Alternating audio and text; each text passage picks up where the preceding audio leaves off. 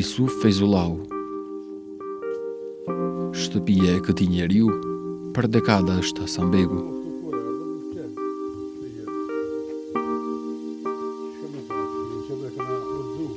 Por ajo kurrë nuk do të jetë e njëjtë.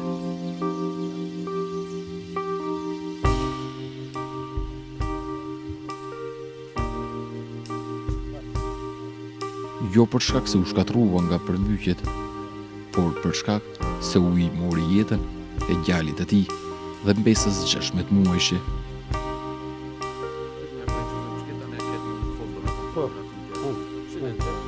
Fotografitë e Furkanit dhe Elifit në celular janë i vetmi kujtim që nuk morën me vete rreshjet e rrëmbyeshme.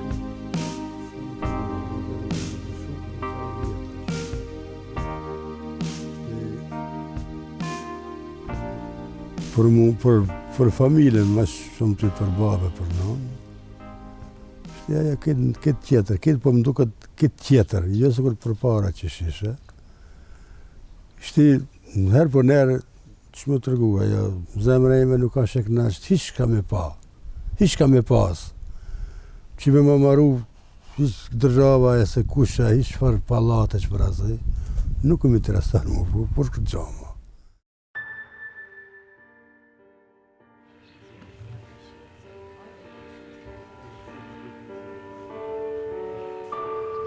Kulmi nën të cilin aktualisht është streuar Isufi, është shtëpia e vëllait të tij.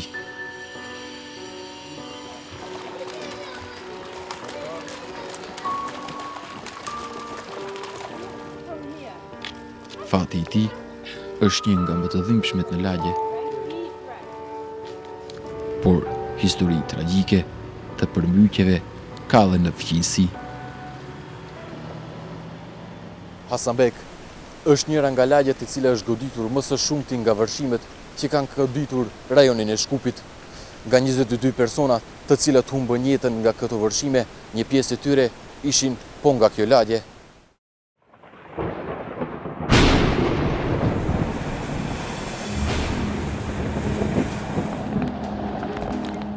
Gjashtë gusht. Më të goditur nga përmbyqjet janë vendet rreth Karadakut të Shkupit dhe Unaza në Stajkovc dhe Hasanbek. Shumica e viktimave, përfshirë Furkanin dhe Elifin, në momentin kritik kanë qenë në automjet në qarkoren e Shkupit. Siç tregon ky regjistrim, nëpër kolonën e bllokuar të automjeteve, në asfalt ka kaluar pothuajse një lumë.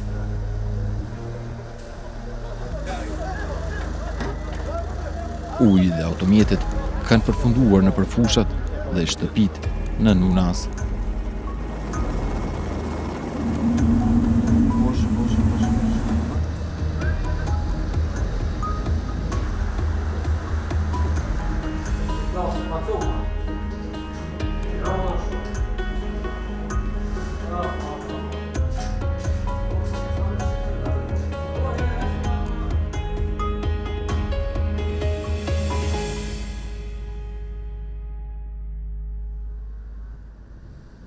Por, çfarë ndodhi në të vërtetë?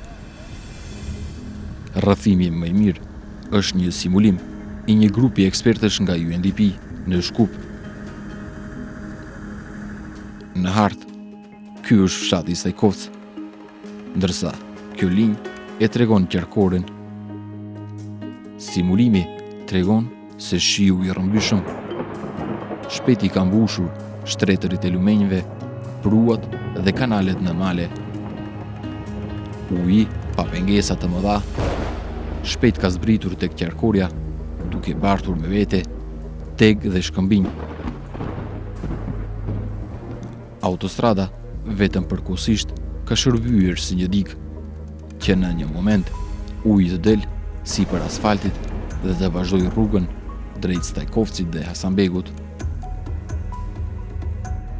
Pikërisht në këto momente kanë pësuar shumica e viktimave. Në atë lokacion, në qarkore, ka pasur makina të bllokuara, të cilat nuk kanë mundur të lëvizin as përpara e as prapa. Banorët kanë qenë të befasuar dhe të papërgatitur. Autoritetet rastin shpallën si fatkeqësi natyrore, e cila ndodh një herë në 1000 vjet. Hodhën poshtë çdo përgjegjësi njerëzore.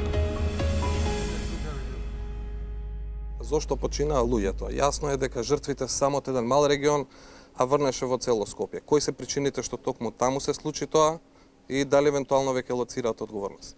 Објасни тоа директорот на управата за хидрометеоролошки работи за каков природен феномен. Да, но жртвите не се од цело Скопје. Тодоров од тој роден регион се. Дали има и човечки фактор тука? Каква природна непогода? Дајте да се обидеме, да спасиме, да функционираат институциите во правец на тоа да се помогне на оние луѓе кои што се загрозени. Најдобро е да се седи дома, иако можам да кажам дека дел од жртвите и дома го загубиле животот, ама тоа е веќе прашање на Господ и на природата. Por, a ishte gjithë kjo nga Perëndia. Emisioni 360 gradë arriti deri tek dokumente të cilët e tregojnë të kundërtën.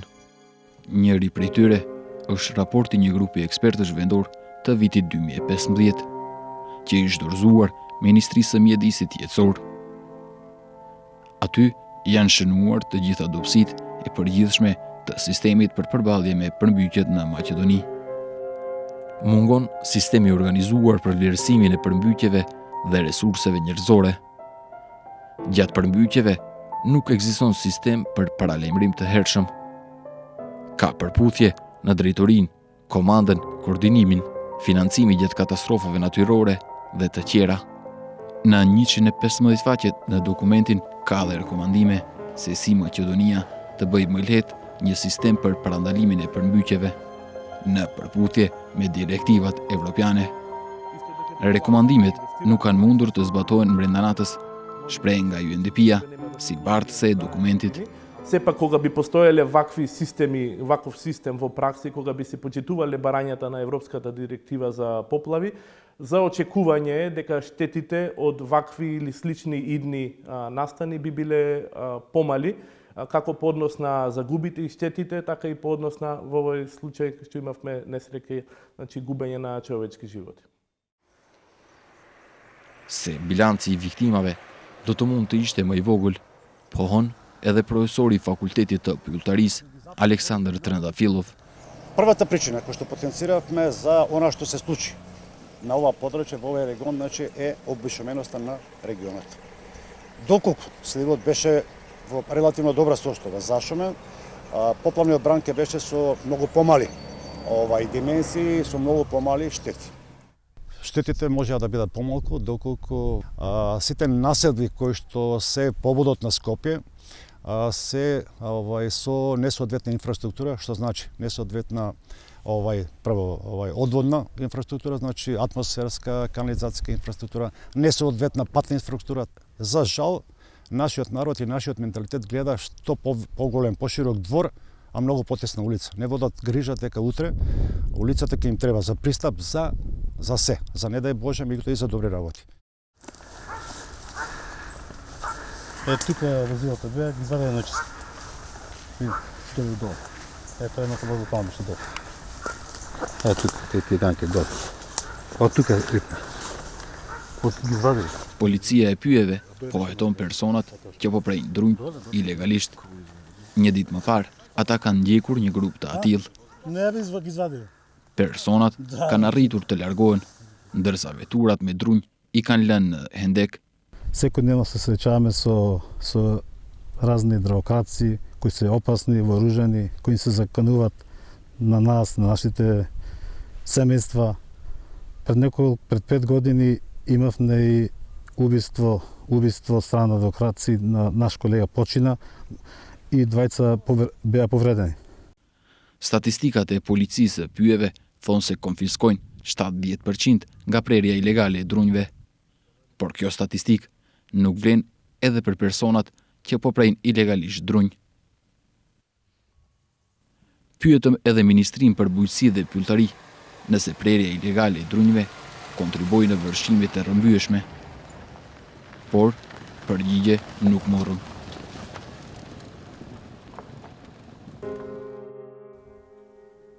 Se është e nevojshme të intervenohet pjesën e poshtmet në malet e Karadakut të Shkupit, si edhe në Stajkovës dhe Hasanbek, thuhet edhe në 2 dokumente tjera të vitit 2006 dhe 2007. Bëhet fjalë për revidim të projektit për tharjen e qarkorjes në pjesën e Stajkovcës para se të ndërtohet. Dokumentet të cilat i siguruam i kanë përgatitur profesor të fakultetit ndërtimor. Në projektin e parë për tharjen e qarkorjes në Stajkovcë, projektuesit kanë parapar të gjitha ujërat që do të grumbullohen në asfaltin e qarkorës të derdhen në arat përreth. Revizioni ka vlerësuar se kjo është e palejueshme dhe kanë rekomanduar të ndërtohet kanalizim atmosferik dhe uji të derdhet në mënyrë të kontrolluar në kanalet përreth. Në projektin fillestar nuk ka pasur vendim edhe për mbrojtjen e autostradës nga ujërat e jashtëm që vijnë nga Karadaku i Shkupit. Kështu, revizioni ka propozuar që të ndërtohen 2 kanale plotësuese mbi qarkore, që më pas do të derdhen në kanalet ekzistuese nëpër Stajkovcë, Hasanbek dhe Araqin, që në fund uji të arrijë në Vardar.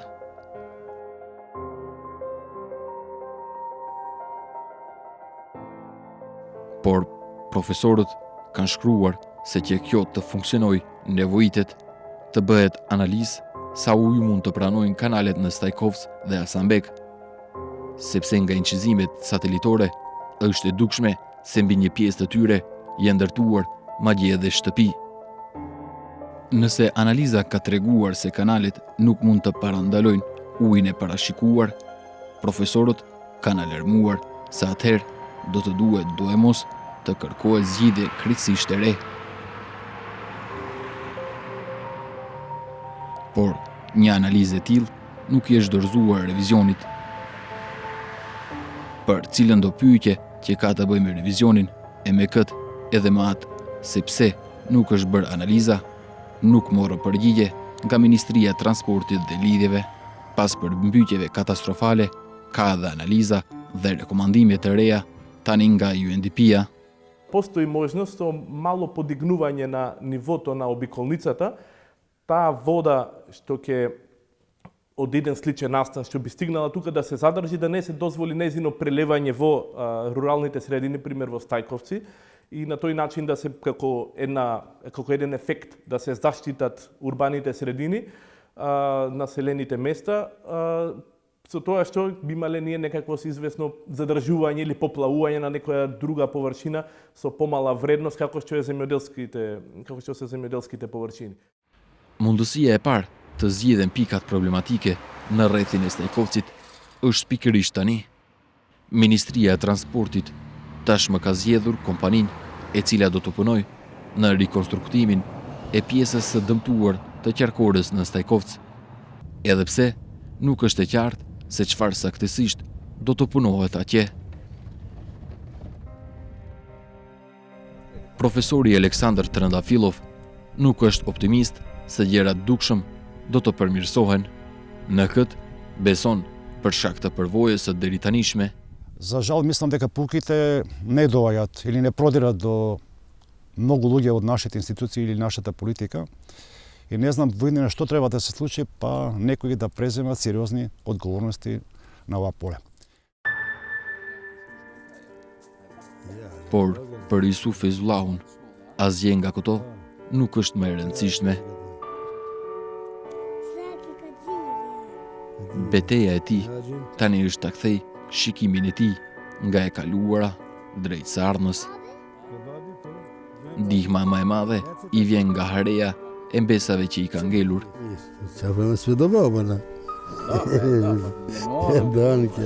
Por një gjë ende e kthen mbrapa tek 6 gushti. Dëshira me mua dhe një ta kisha gjetë Elifin, era mua hiç dert pata me pas. Edhe më bashkët. Që kisha quar e furkanit Elifin nga gatë, edhe të disha bërëm se ku janë. Atë shkojsh dhe galeri me koni i vizatojsh edhe Gzim mai malë, se unë në zati nuk dohet, ma qëtë zatire së muja ishka me konë, mo gzimi jam ka maru. Faleminderit për juve, për të mirë.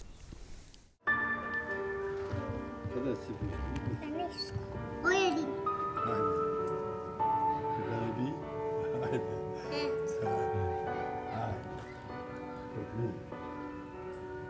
Felicitări, domnul Bobo, prieteni mei.